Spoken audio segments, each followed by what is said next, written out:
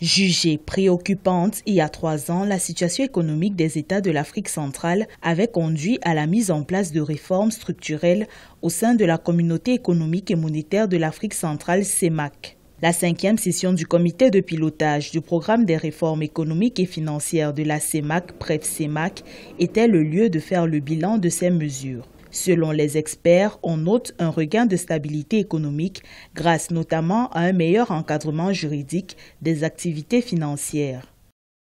Il y a eu beaucoup de textes qui ont été adoptés. Il y a eu transposition dans notre législation nationale des mesures de rationalisation de finances publiques.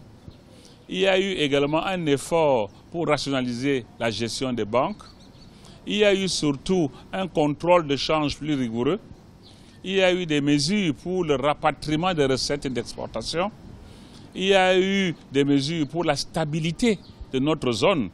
L'une des questions cruciales abordées lors de la rencontre du 22 juin entre le PREF-CEMAC et les ministres en charge de l'économie des pays portait sur la reconstitution des réserves de change au sein de la sous-région. Ce domaine économique connaît un déficit de 4 000 milliards de dollars cumulé sur 6 ans. Pour endiguer cette situation, l'implication des exploitants industriels de ressources naturelles est envisagée.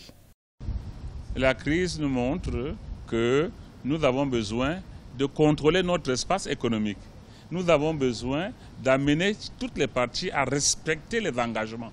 En zone CEMAC, il est prévu une croissance du produit intérieur brut de l'ordre de 1,7% en 2018 contre moins 0,1% en 2016. Les États de la sous-région devront non seulement miser sur la mobilisation de financements innovants pour leur développement, mais aussi limiter les risques de réendettement.